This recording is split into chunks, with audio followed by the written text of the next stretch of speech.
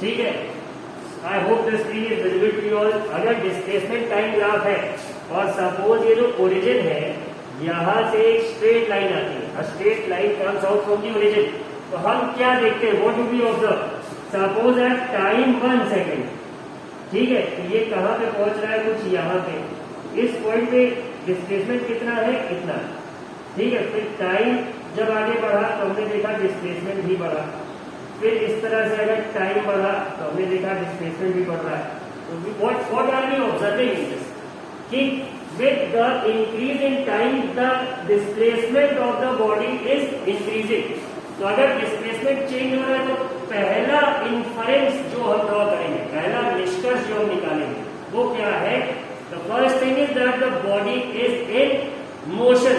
अब हम देख रहे हैं कि हर बार जो डिस्प्लेसमेंट में इंक्रीज है वो टाइम की रिस्पेक्ट में उतनी है, तो ये क्या कहेंगे, equal displacement in equal intervals of time. मतलब क्या है, ये यूनिफॉर्म मोशन है, ठीक है।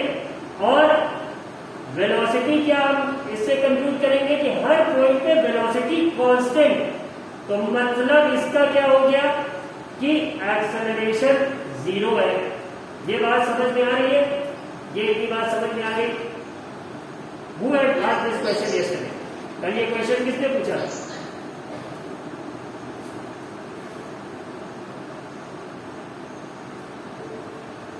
ये समझ में आ गया, आजू आर यू गेटिंग,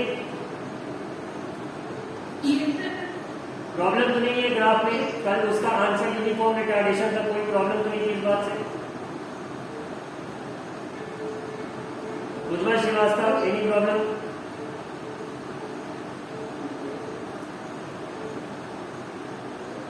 ठीक है। तो ये बात चल रही थी। अब ये डिस्प्लेसमेंट टाइम ग्राफ अगर सपोज करो ये होता कौन सा ग्राफ, अगर ये वेलोसिटी टाइम होता जिसपे हम लोग डिस्कशन कर रहे थे, ठीक है, इस केस में क्या होता, had this been a velocity time graph, तब क्या होता, नाउ वी सी, जैसे डिस्प्लेसमेंट बढ़ रहा था with respect to time, now we see that the velocity is increasing with respect to time and the increase in velocity वो क्या है, टाइम के रिस्पेक्ट में अगर देखोगे तो कांस्टेंट है, मतलब हर सेकंड बढ़ रहा है तो वेलोसिटी भी उतने ही डेफिनेट यूनिट से बढ़ रही है। तो अब ये क्या है, यहाँ पे वेलोसिटी बढ़ रही है तो what are we going to call it, we are going to call it acceleration. And कैसा एक्सेलरेशन, जहां पे हमें पता है हर सेकंड में इतनी ही वेलोसिटी बढ़ेगी, तो उस केस में ये ग्राफ हमें क्या दिखा देगा, this graph is going to display what, uniform acceleration. अब सपोज अगर इसी का जस्ट रिवर्स होता, ये ग्राफ उल्टा बन जाए जैसा कि कल वाले क्वेश्चन में बना था, मतलब ये लाइन अगर इस तरह से आ गई, तो अब क्या है, अब हम देख रहे हैं कि जैसे जैसे टाइम बढ़ रहा है, एक टाइम के बाद वेलोसिटी क्या हो गई है, 0 हो गई। तो मतलब जब टाइम 0 था तो एक पर्टिकुलर वेलोसिटी थी, जब से हमने उसे ऑब्जर्व किया, अगर उस इंस्टेंट को हम 0 टाइम मान लें, तब हमने देखा ऑब्जेक्ट मोशन में था, लेकिन उसके बाद जैसे जैसे टाइम बढ़ा वैसे वैसे क्या हुआ, वेलोसिटी घटती गई and after a certain time the velocity became 0। तो इससे पहला निष्कर्ष क्या निकलेगा, what is the first conclusion that we are going to draw, वो सिंपल रहेगा कि now the body has stopped since the velocity is 0। तो हम क्या कहेंगे, द मोशन हैज एंडेड। तो वेलोसिटी एक सर्टेन क्वांटिटी पे थी, फिर गिर गई, फॉल हुआ वेलोसिटी में, तो यही तो नेगेटिव एक्सेलरेशन होता है, या फिर जिसे हम रिटार्डेशन कहते हैं। बात समझ में आ गई, आई होप इट्स क्लियर। ठीक है, अब हम लोग अपने टॉपिक पे चलेंगे, जो कि था सेकेंड इक्वेशन पे बात करनी थी हम लोगों को। फर्स्ट इक्वेशन तो हम लोगों ने कर लिया था, now it was the turn off second equation of motion graphical method से। और उसका ग्राफ कैसा था,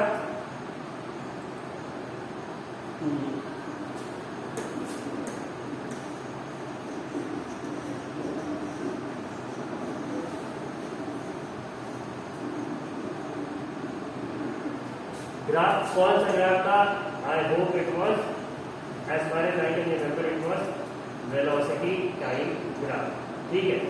और वेलोसिटी टाइम ग्राफ क्या था, जब हमने ऑब्जर्व करना स्टार्ट किया था तो वेलोसिटी ये थी, then the object had accelerated for certain time और उसके बाद उसकी वेलोसिटी क्या हो गई थी, वेलोसिटी हैड इंक्रीज, ठीक है। तो यहाँ तक हमने लिया था, फिर हमने कुछ इस तरह से फिगर में मॉडिफिकेशंस करे थे। ये एक्सेस रिप्रेजेंट कर रही थी time and this axis was representing velocity, ठीक है। दिस वाज पॉइंट, ये तो हमेशा वो रहता है किसी ग्राफ का origin. This was point A, this was point B, this was C and later on इस पॉइंट को भी हमने नाम डी दे दिया, ठीक है। तो हमारे पास था क्या क्या, we had a D O C, हमारे पास एक रेक्टेंगल था, ए बी डी हमारे पास एक राइट एंगल ट्रायंगल था और वैल्यूज कितनी कितनी थी, O A was equal to U, ठीक है। तो अब ओ ए के सामने क्या था, सी डी, तो हम ये भी कह सकते हैं कि we can say that OA is equal to CD is equal to U. That was the initial velocity. फिर क्या था, जो तुम्हारी पूरी वैल्यू BC थी ये किसके बराबर थी, V के बराबर। तो मतलब जो तुम्हारा ये पॉइंट था, let me check what the people in the book had labeled it, P label करा, ठीक है। They had named this point as E. ये जो तुम्हारी पोजीशन थी OE, that was what? The final velocity. तो मतलब OE is equal to BC. BC किसके बराबर था फाइनली,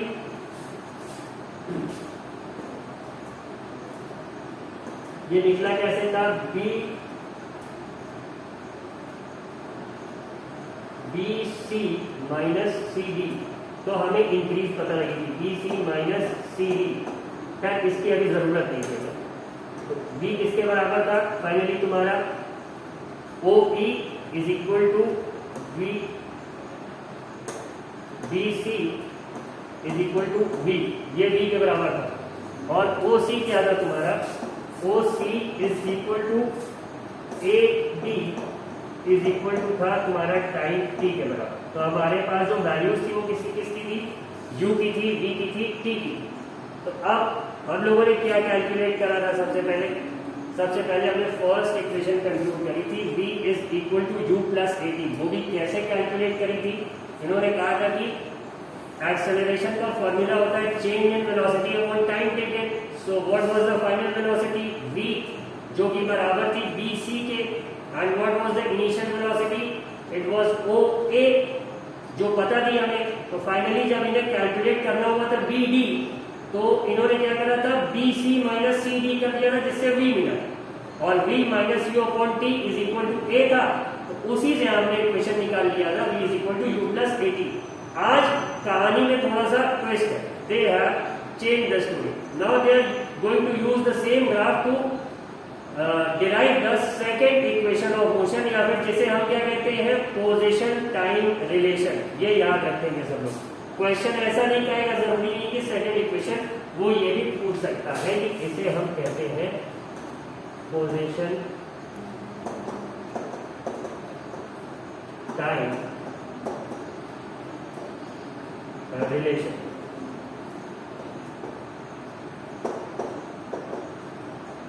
ठीक है, इसको क्या कहेंगे, पोजीशन टाइम रिलेशन भी कहेंगे हम इस इक्वेशन को।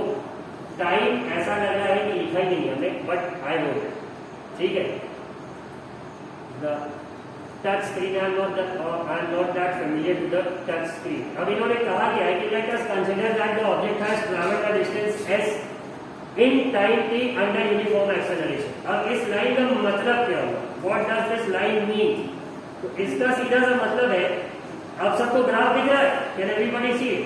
A पॉइंट से इसने एक्सेलरेशन स्टार्ट करा है और B पॉइंट तक एक्सेलरेशन हुआ है, राइट।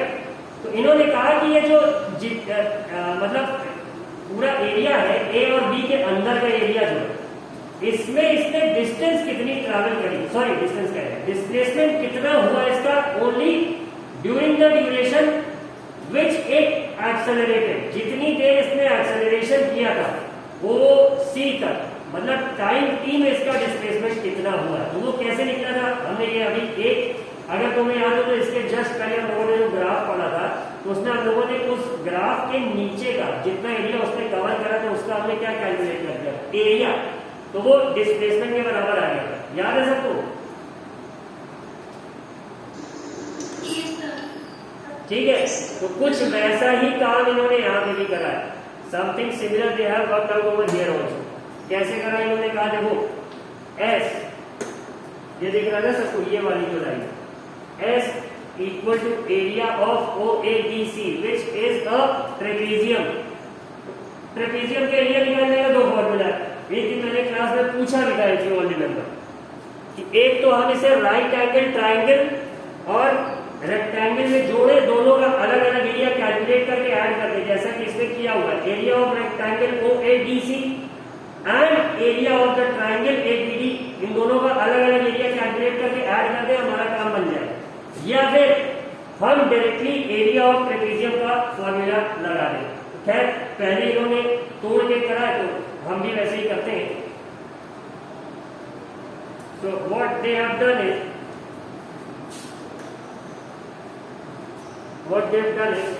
कि इन्होंने कहा S is equal to area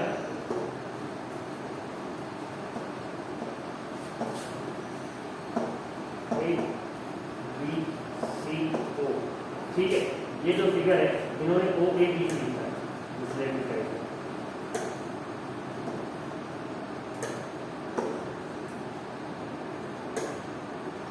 O B C के, चलो चल जाएगा, हालांकि ये गलत है, ओ ए बी सी ही लिखना चाहिए। Area of O A B C कैसे निकलेगा, area of triangle A B D plus,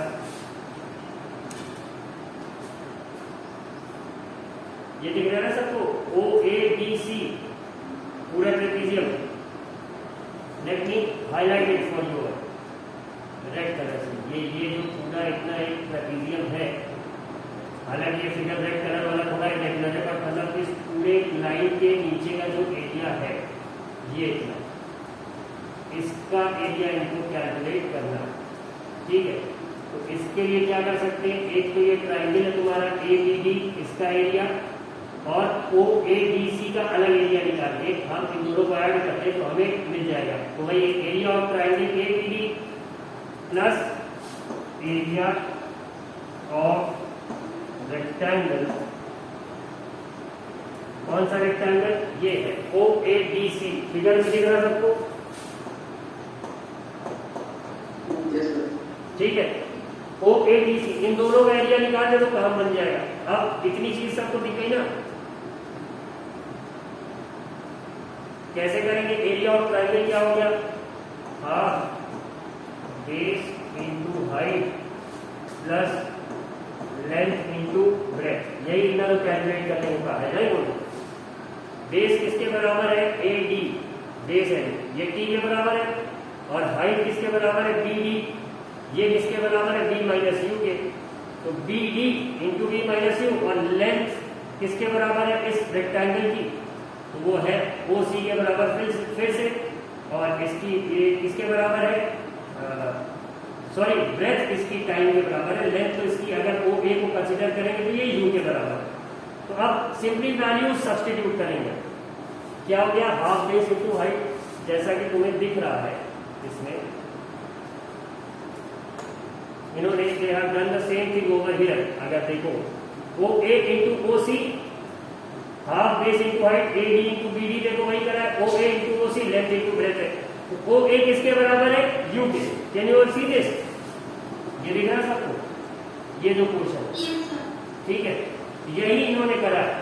O A क्या है, O A is this one, और ओ सी क्या है, O C is this one, length into breadth, तो इन्हें इस ट्रायंगल का एरिया मिल जाएगा। ये जो ओ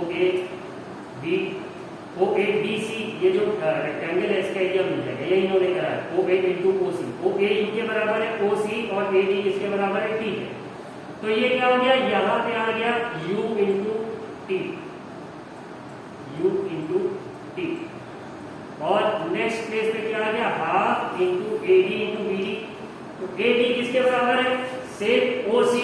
क्यों, क्योंकि opposite sides of a rectangle are equal in length, ये ज्योमेट्री का रूल है।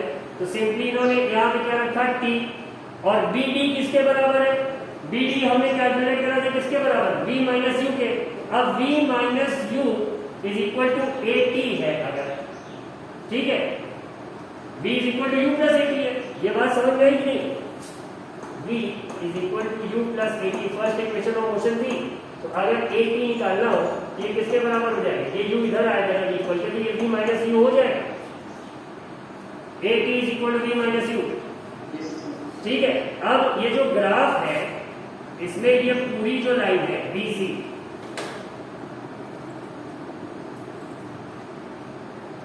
ये जो पूरी लाइन है ये किसके बराबर है, ये पूरी तो v के बराबर है ना, और ये छोटी वाली किसके बराबर है, u के, ठीक है। तो v माइनस यू किसके बराबर है, ये जो BD है ये है तुम्हारा v माइनस यू, राइट। तो यही इन्होंने यहाँ पे कैलकुलेट करा है, BD की जगह इन्होंने करा दिया है v माइनस यू करा है। v माइनस यू किसके बराबर होता है, AT की, इसीलिए इन्होंने t इंटू AT लिख दिया है। बात समझ में आ गई कि अगर कोई बाद में सोचे कि ये वाला जो AT है ये कहाँ से आ गया, तो ये याद रख लेना पूरा, v is equal to u plus AT। तो AT किसके बराबर हो जाएगा, v माइनस यू, ठीक है। और यहाँ पे आना क्या था, BD की जगह, BD की जगह आना भी v माइनस यू था, ठीक है। तो इन्होंने v माइनस यू की जगह डायरेक्ट AT लिख दिया, एक स्टेप किताब वाले खा गए, ठीक है। अब u into T plus T into half into A T, तो t इंटू टी क्या हो जाएगा, बहुत से लोग इसको 2t लिख देते, 2t नहीं, t into T would become t square. तो इससे तुम्हारी ये टाइम वाली रिलेशन आ गई, कौन सी रिलेशन, पोजीशन टाइम रिलेशन आ गई, ut plus half A T square. Did you all understand it? ये बात समझ में आ गई। अब एक बार सबका चेहरा देखे तो समझ में आएगा कि किसको किसको समझ में आ नहीं है। दिव्या, दिव्या कुमारी, ये बात समझ में आई बेटा कि एकदम ऊपर से हो गई है?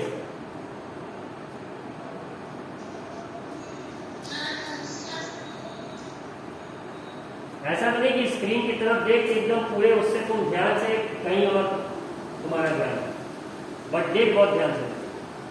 सेम विथ रौनक अहलावत,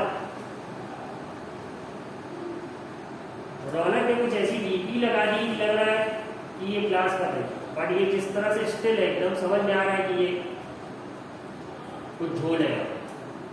हाँ, अब ये एकदम से एक्टिव हो गई, हाँ खुला। हाँ रौनक बेटा, डिड यू अंडरस्टैंड इट? अच्छा रौनक is a girl?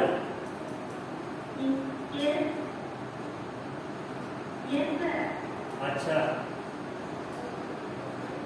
I was thinking about this, ये लड़का थोड़ा सा अजीब लग रहा है, बट ये एक्चुअल में लड़की है। चलो ठीक है। Shubham Pandey,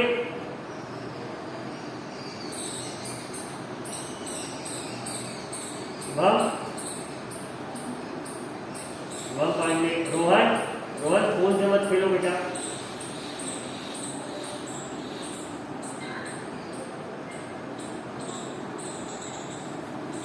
touch screen mobile है तो रोहन भाई टच ही करते रहेंगे। Riya, Riya did you understand it? Yes sir. सही में आ गया? Yes sir. झूठ बोलने की जरूरत नहीं है, बुरा नहीं मानेंगे। यस सर, आ गया। ठीक है। शाश्वत सोलंकी, शाश्वत कैमरा नहीं ऑन है तुम्हारा? अब ऑन करके बोलेगा सर ऑन है, ये देखो। शाश्वत समझ में आ गया? वापस समझा दे, ठीक है समझा दे रहे। और मन वापसी डिमांड कर रहा है विष्णु मौर्य, चश्मा बहुत अच्छा लगाया लेकिन कैमरा ऑफ करके इधर पर टहल ले।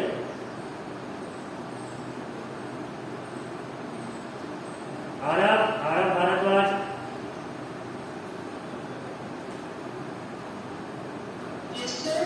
Ara, did you understand it? Or do you need a re-explanation of the topic?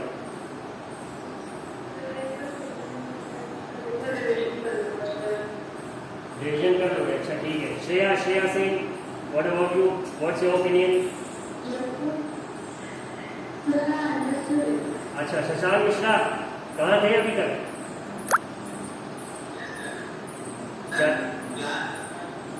Camera off करके चले गए थे किचन में.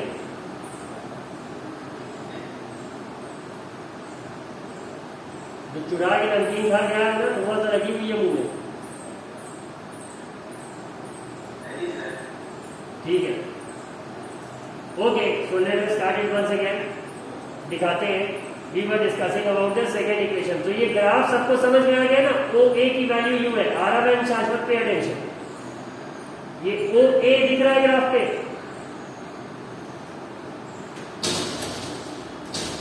आरएम शाश्वत कहां चले गए? ये ओ ए दिख रहा है. Can you all see this? ये है यू और ये जो पूरा लाइन है, this full big line B C, what is this? This represents v. And what are u and v? U is the initial velocity and v is the final velocity. Now, if you go to the first pre-phase where we started the derivation, तो वहां उन्होंने क्या कहा? Consider a body moving at a velocity u undergo acceleration over the time period t. वो किससे represent हो रहा है? o c से. कि t सेकेंड्स के लिए किसी एक बॉडी की वेलोसिटी पाओगे, तो उसका ग्राफ कहां पहुंचा? a से भागना स्टार्ट हुई है, b तक बढ़ी है. So the velocity increase from a to b in duration t seconds. तो सबसे पहला इन्होंने कहा कि कितना निकला, कितना एक्सेलरेशन हुआ. So we calculated the, not exactly calculated, but we derived the first equation of motion, जो कि थी v is equal to u plus at. ठीक है. सेकेंड क्या था? Time position relation. इन्होंने कहा कि अच्छा, ये जो t सेकेंड्स में इसका एक्सेलरेशन हुआ, तो जितनी देर ये एक्सेलरेट कर रही थी from point A to point B, उतने में इसने कितना डिस्प्लेसमेंट कवर अप करा. तो वो कैसे निकलेगा? तो कहेंगे इसके लिए हम लोगों ने बहुत सिंपल सी टेक्निक पढ़ रखी थी. We all have studied a very simple technique कि ए और बी जो पोर्शन है ग्राफ, इसके नीचे जितना एरिया एनक्लोज्ड है, मतलब ओ ए बी सी जो एरिया है हमारा,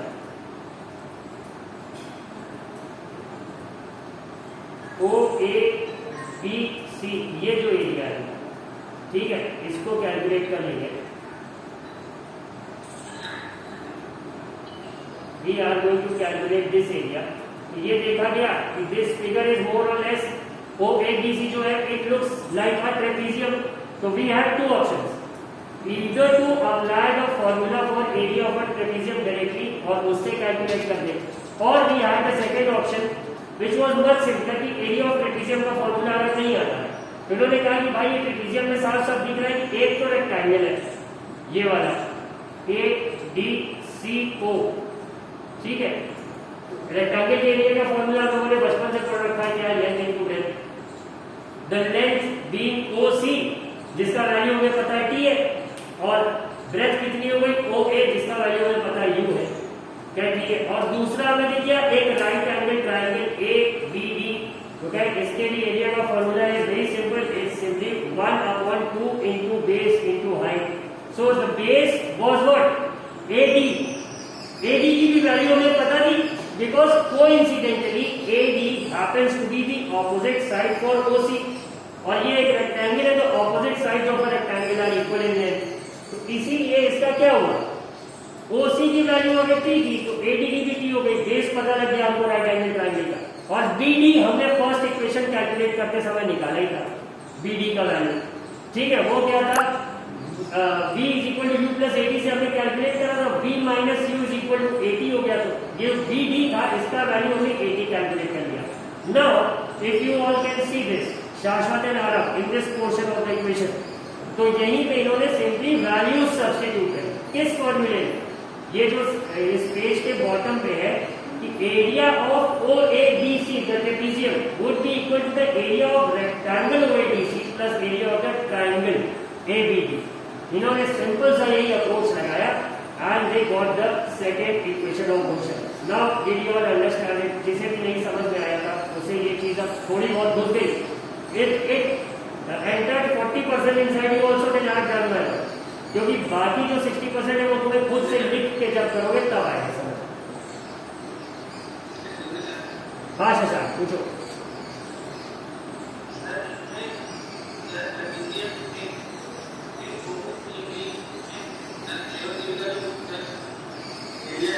हाँ एक हो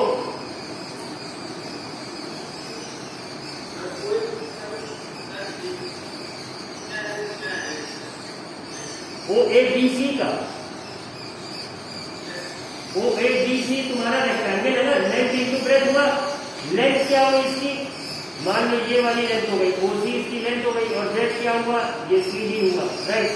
तो CD और AO ये बराबर में ना, अगर ये की वैल्यू U है तो ये भी तो U हो जाएगी।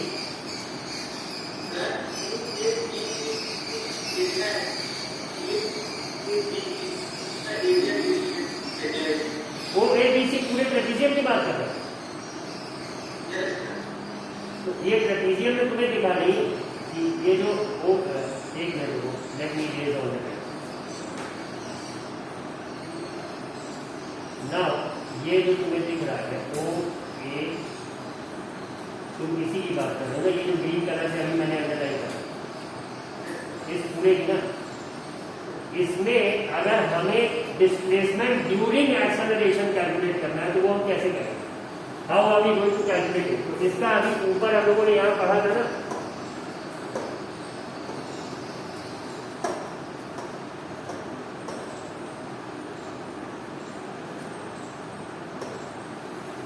ये देखो जैसे ये वाला था, यहाँ पे हम लोगों ने देख रखा था ना कि इसके नीचे का एरिया इन्होंने कैलकुलेट कर लिया ना, तो इन्हें पता लग गया कि डिस्प्लेसमेंट कितना है, राइट।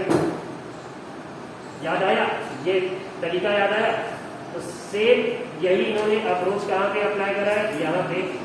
अगर वो पूछ रहे हैं कि AB के नीचे का एरिया अगर हम कैलकुलेट कर लें तो हमें पता लग जाएगा ना कि A से B जो एक्सेलरेशन हुआ है इसमें कितनी डिस्प्लेसमेंट हुई है, ये इतना हम कैलकुलेट कर लेंगे। इसीलिए इन्हें ये ट्रेपीजियम का एरिया निकालना है।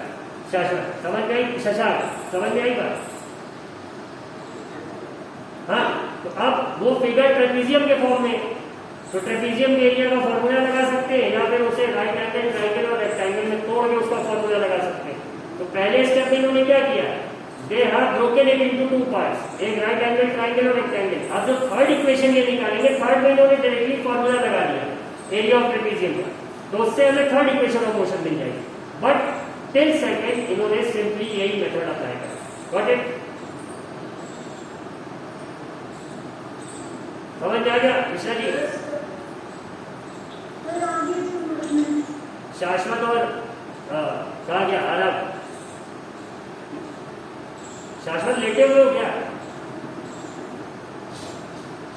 शाश्वत सुलझती नहीं, उसका कैमरा ऐसा है कि वो लग रहा है लेटा, कुर्सी पे बैठा, आराम से बैठा है। शाश्वत, शाश्वत तुम्हारी चेयर बहुत अच्छी है। आराम से I am really growth envious of you कि इतनी सही चेयर तुम्हें मिली। इसमें बैठ के तुम पढ़ कैसे पढ़ा? हम तो अभी इसको उल्टा सीधा लेट के टीवी भी देख रहे थे।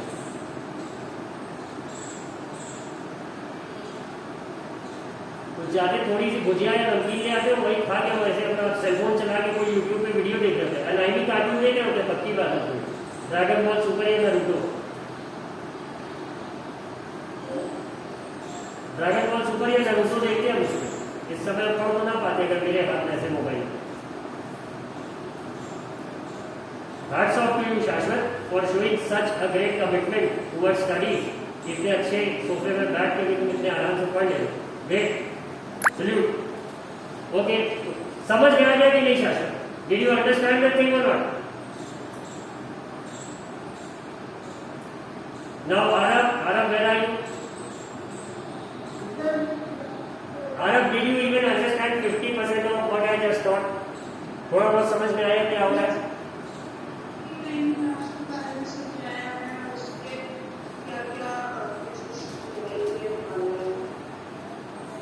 ये तो तुम बता रहे हो, समरी दे रहे हो, मतलब जो बताया वो समझ में आ गया ना? Okay, that's it. Then I have achieved my point. Okay, then 10 minute class खत्म है ना? So that's all for today. In the next class we are going to discuss the second equation, and homework for you all would be what? To write these two derivations of the first and second equation in your spare copy. Notes बना के चल रहे हो ना तुम लोग? शशांक मिश्रा, परिकल और एक कोई लड़की थी Shreya. All three of you send me a PDF of your notes की जितना अभी तक मैंने पढ़ाया उतना तुम्हारे पास तुमने कहाँ लिख रखा. ठीक है, एक PDF बना के मुझे भेजना, मैं चेक करूँ. जिसमें 20 में जितने इंटेक्स्ट क्वेश्चंस हैं वो सब भी सॉल्व होने चाहिए, समझे रहना. परिकल हाँ आज भेजना. क्या रोज कहानी सुन के पढ़ जाओगे ऐसे? हम पागल है बोलते रहे. देखो परिकल का चेहरा देखो, टेंशन में आ गया बेचारा. इतना काम कैसे हो? आज लग रहा है 250 ग्राम वजन परिकल का घट जाए. The earth would be free of 250 grams of weight from परिकल. ठीक है, so that's all for today and we'll see you all in the next class. First, second equation of motion of B के जितने in-text questions हैं ये इतना सब लोग अपने फेयर कॉपी में कर लीजिएगा. Thank you.